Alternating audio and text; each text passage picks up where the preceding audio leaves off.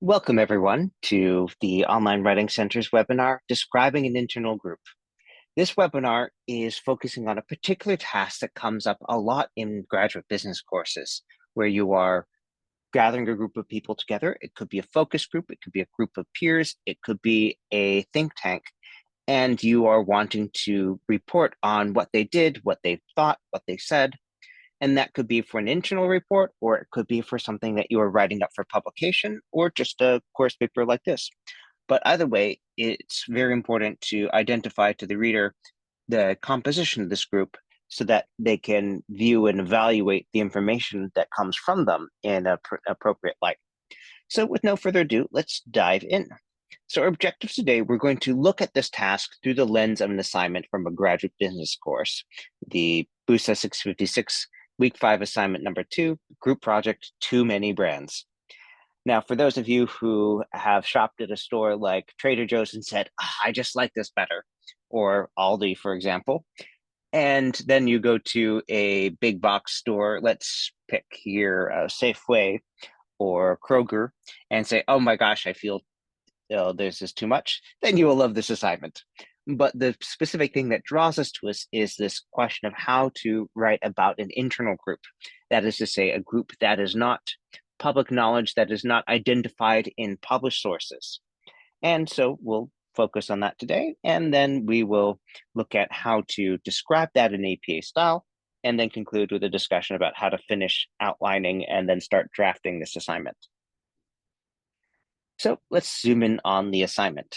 So this is coming from the strategic marketing course, where they're very interested when you do a focus group and accurately reporting who it is, because that tells you both about potential customers and sometimes customers that this product is not of interest to. So if we take this assignment and just look at the instructions all together, we can divide this into a couple sections. And let's call this introductory part the prelude. It kind of sets the context, but it's not the heart of the assignment itself. It's more, since we're discussing some ideas that are advanced in the source, you should definitely read the book or watch the relevant videos, depending on your exact approach, so that you are informed about what Schwartz's ideas are. Now, a common area where people make mistakes is they say, oh, hold on, this said believes, therefore I should use that language as well. And that is not an ideal case, because in APA style, we want to ground our statements on things that people have said, done, published, and otherwise created a clear record. Believe is starting to get into the, well, do they believe the things that they say? And of course, there's a lot of entertainment media today, and people who create content not because it's true, but to get views. And so we want to, rather than use belief when writing an APA style, to ground it in what someone did. Now, the book, The Paradox of Choice, came out in 2004. So one way you might formulate a statement like this is to say, Schwartz, 2004, argued that having too many options would cause people to experience decision paralysis. Now let's look at this for a moment. Take apart the sentence. So Schwartz 2004. So Schwartz back there, they may have a new version where they reviewed the idea and said, well, you know, that's actually not as many people. Or they might say, well, we did some research and we found the concept was just not true. Or some of the basic precepts were disproven. These things do happen. That's why we're identifying not only the author, but the year that that was published, so we can ground it in, okay, that particular version of the idea. If you're wondering how much does this come up in terms of consumer preferences, well, there was a scandal some years ago involving the Cornell Food Lab. And that this was something where a researcher was found to have faked a fair amount of data that was reported in a lot of textbooks. I remember having read some of the things that were being discussed or presented as true as facts in my psychology textbooks when I was in high school and undergrad and even grad school. And so there's a lot of information of that sort that was questioned and found to be untrue otherwise. So noting where the ideas were coming from and when they were published gives an idea of the recency. And so here, just if you want to look at this later, we have a little bit of a background into how the Food and Brand Lab at Cornell University ended up closing, and most of the research was retracted. And after this article was published, a larger number was retracted as well. All right, but let's go back to our task at hand with the assignment. So if the first part is the prelude, setting the stage, this is where we start getting into the detailed description of what you have to do. And so we have here first a task. We need to have the discussion to have something to write about. And then the larger task of reporting what the group agreed and disagreed about with Schwartz and what conclusion the group as a whole decided on. Now we have these additional tasks here. Write some examples when you, could be individual, could be group, have fallen victim to the inability to make a decision due to the number of choices presented. And we also need to discuss how companies can help customers choose. The company may take an action that the customers do not believe is helpful. So, for example, on Amazon, the phenomenon is called search poisoning, where there's so many examples where people say, well, I don't think those are real reviews, and I don't think that those are actual pictures of the product, but why is this coming up at the top of my results? It is not a helpful thing, and so the search results are poisoned. Well, depending on the company, they may want to sell their product even though it is not being represented accurately. So something to keep in mind there. And then reporting about the group as a whole, do you feel that people have choice or an illusion of choice? So if we take those things in mind, now let's go ahead and break this down. So we have the prelude there. So you have the book to read, or perhaps some of his video lectures on it to watch, to supplement. And then we have these specific tasks here. And this should be 2 to 3 pages, so roughly 500 to 750 words. And then when it says, be sure to include in-text citations and a reference page, that points us to another common error that people make with this assignment, where they just write about the group and don't contextualize it with Schwartz and other related discussions and pieces of literature. So if we look at the breakdown here, I want to call your attention to something. So here we have half of the points total for this assignment going towards, did you include these specific things? And that's a suggestion that you should be writing about those in greater detail.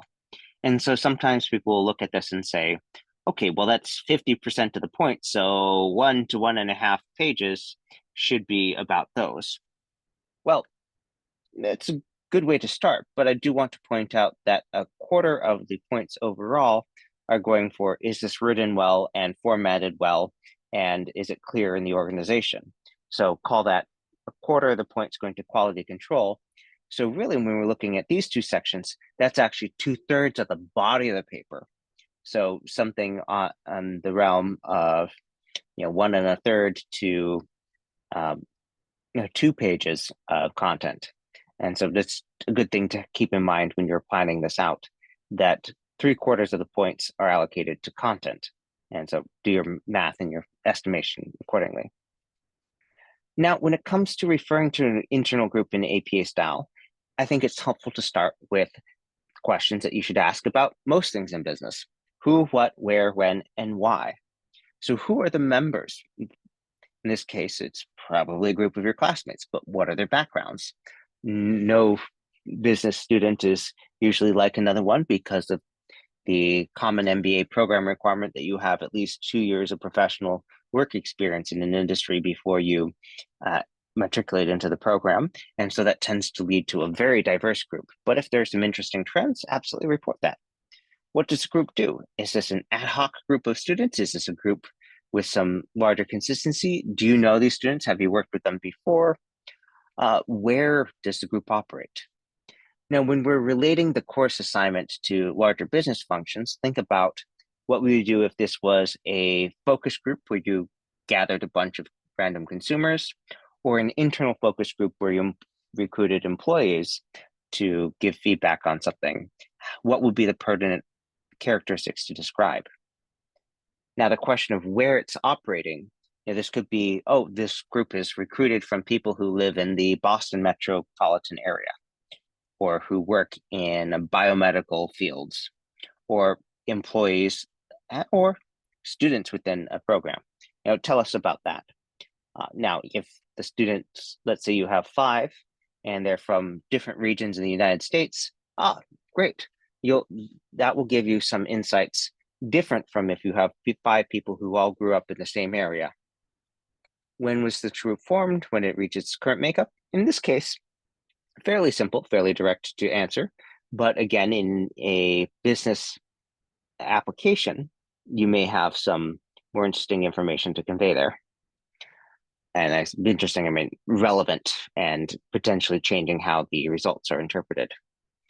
Why? Why does it exist? Again, for this assignment, that might be a very straightforward thing to answer, but it's helpful to ask, what is the larger purpose? What can you do with this information?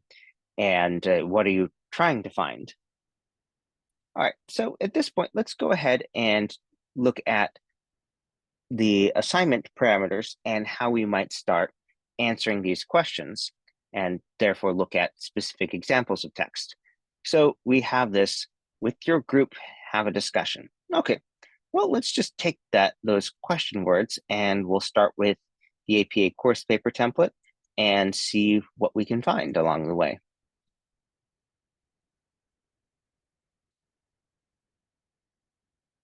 All right, so I've grabbed a copy of the APA course paper template. Make sure to fill in the assignment, your name, etc. And then I have, just to start us off, because the group project, the fact this group project is front and center, let's start by concisely defining this group. And so you might start something like this.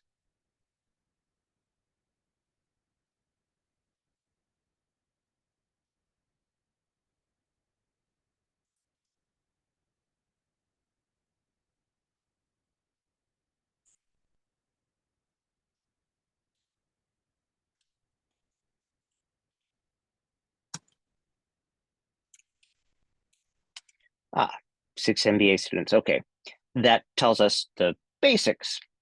You may find that there are more important details to introduce. You might say,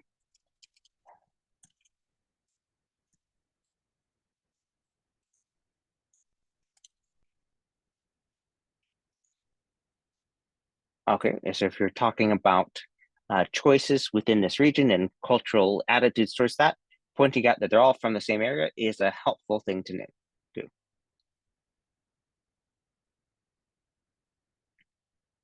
Now, what does the group do? We kind of answered that. Where does it operate? Well, we've got some past information on that.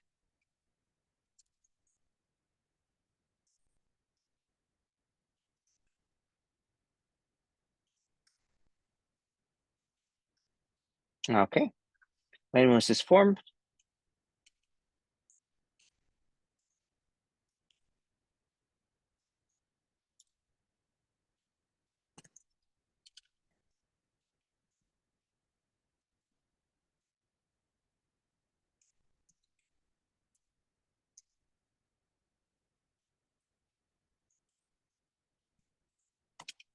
Now, all of this is just describing the group, where there's no need to employ citation so far.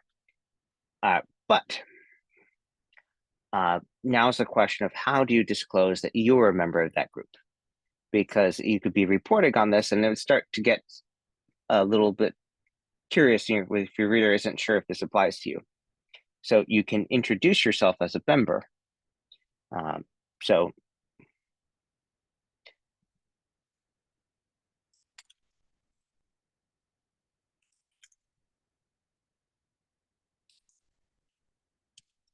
now we have, oh, I was a member, this group. Now, in APA style, there aren't many cases where you're allowed to use we, but one of the correct and recommended places to use that is when you're describing your work as part of a group. So you introduce yourself as a group member, you describe the group, and now you can use we to clarify who did what.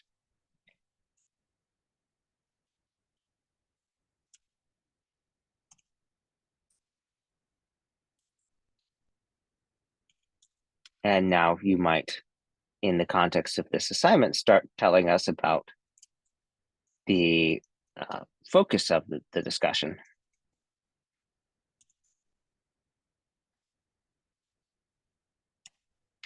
Now, I'm not saying you must do it this way, but it is very helpful when you tell the reader, hey, this is where all these perspectives are coming from.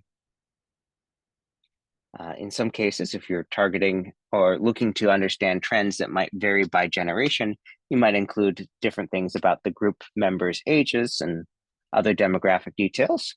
For our purposes, we have enough to understand something about the group. Now, if we're to go ahead and then take the instructions here, we have the basic instructions that I'm going to paste here, and I'm going to mark those in italics. So we have this question here.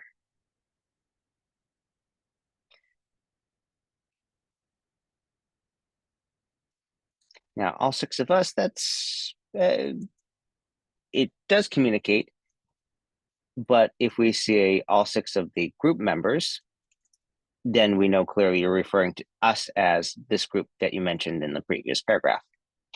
All six of the group members agreed strongly with Schwartz's.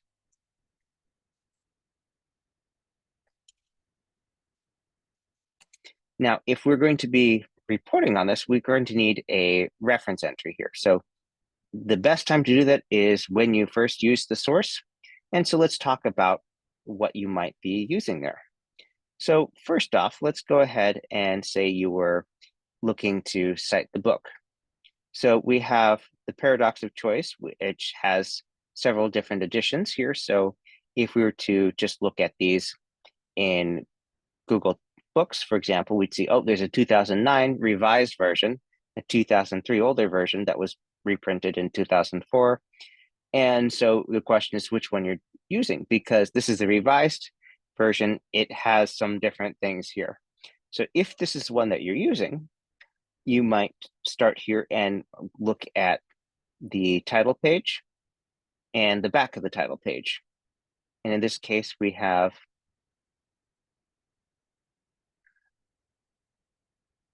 here, okay, copyright 2004. This is interesting.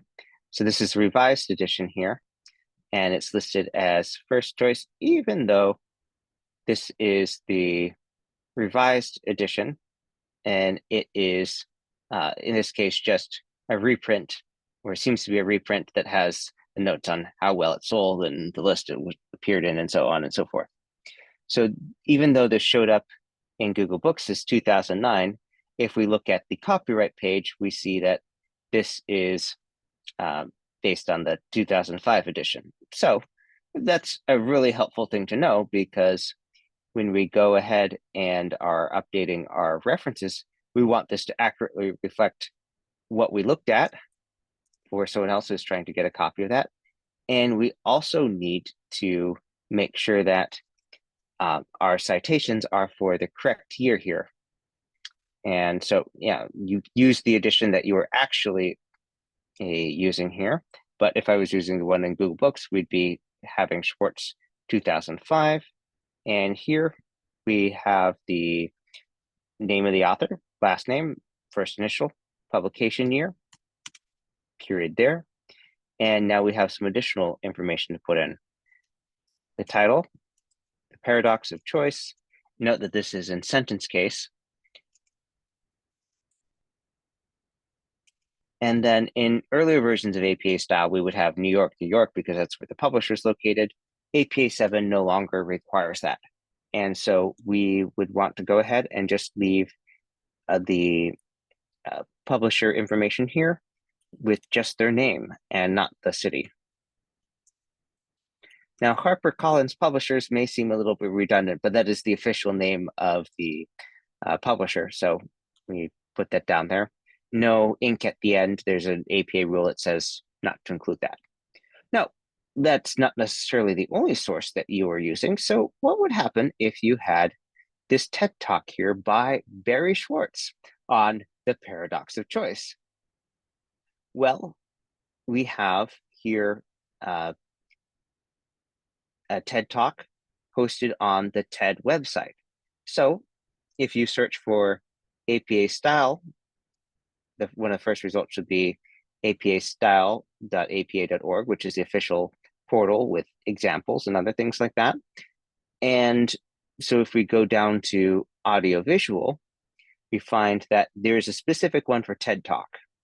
So here, the TED Talk from the website, that's our basic format. And you can see we have the author, we have the year and month, because that's the information they have there. A YouTube video would have the day as well. The TED website just gives year and month. Title of the video, a note saying it's a video, TED Conferences is a platform, and then a direct link. Okay, we can do that. So here we have the paradox of choice, Schwartz, comma, B. This would be on the TED website, and it's a video. So let's go ahead and add that information here. And now you might be wondering, okay, which goes first here? Well, when you have the same publication year, when you have the same title, we're going to have the title that's shorter here, or when it diverges. So let me show you what that'll look like.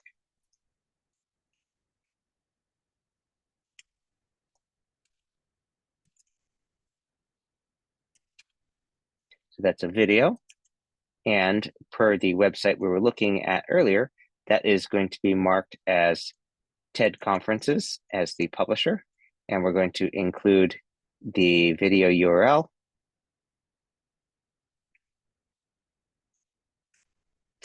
And looking at this, we now have two things. This alphabetically will be sorted before this one with a subtitle. So this one becomes 2005A, and this becomes 2005B. So now comes the question of multiple sources. All right, we found out the order that that's going to be sorted in. And now we need to answer the question of how are we going to cite those? Well, we have 2005A, 2005B here in the references list. We want our references as to be keyed to the citations. So if you add your sources along the way, it's easy to spot, okay, this one is going to be this one, this one's going to be that one. And if you have to re-letter them, you're doing that while you still know which is which. So if we're referring to the book, we've established that that will be 2005B. And now the question, what does that entail? Well, let's say that we were working with something in that video. And so let's go ahead and take a look at the video here. And we see we have access to the transcript. It comes helpfully with timestamps. So if we were, say, going to be quoting that, and I'm just going to pause this so it's easier for us to jump around. We see we have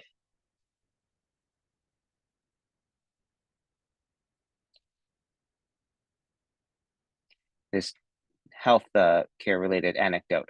In other aspects of life that are much more significant than buying things, the same explosion of choice is true. And then healthcare as the example. So let's say you wanted to quote that. Well, that quote is starting at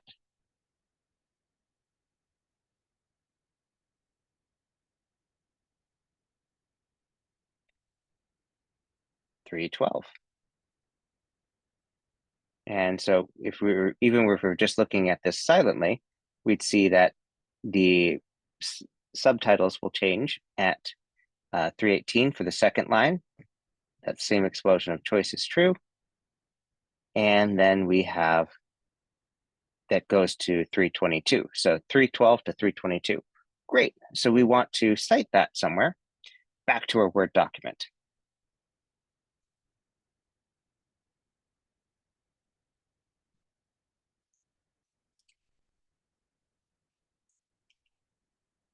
And then you can, in this case, one of the reasons to refer to the transcript is to facilitate seeing the text that should be written there.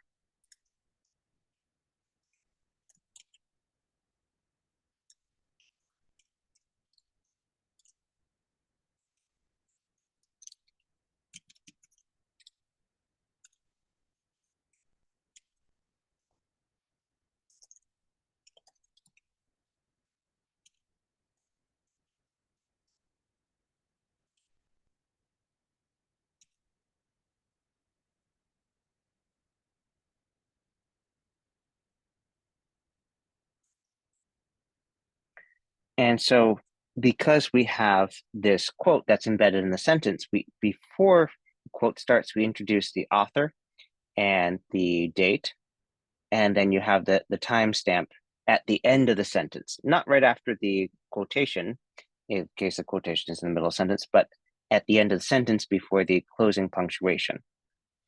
And so here we have this introduction of the group, and then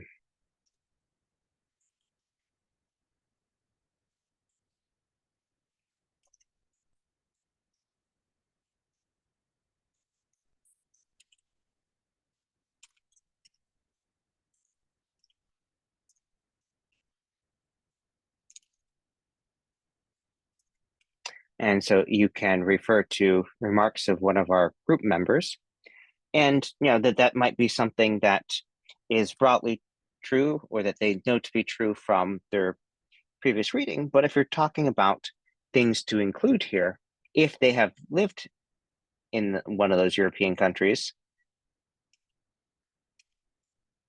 then noting that this is coming out of their lived experience is a potentially important sort of detail to include. Now, let's say that you are responding to one of these prompts and you are giving your own experience. So tell us a little bit about who you are, not necessarily all of these questions, but the most pertinent details. So let's say you have who grew up in a part of the developing world where there was usually only one or two brands to purchase at the local market.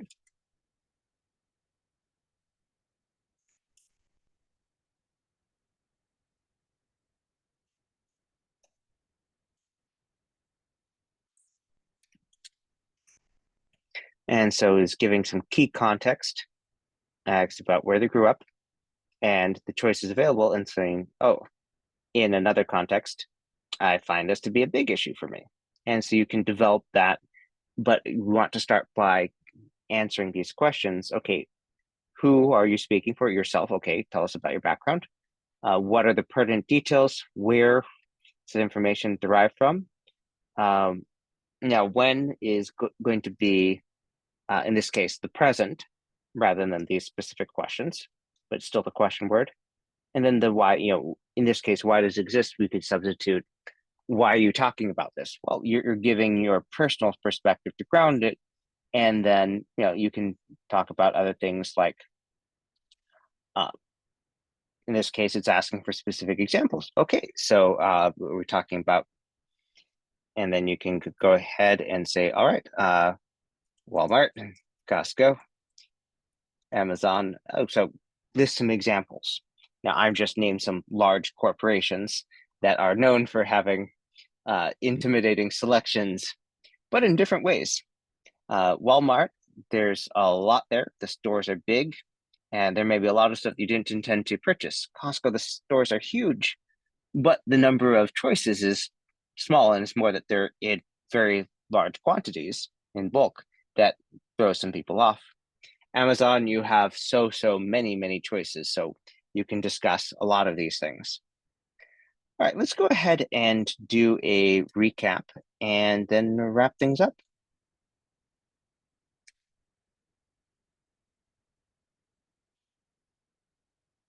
So we started with this question of how do you write about the things mentioned in this assignment?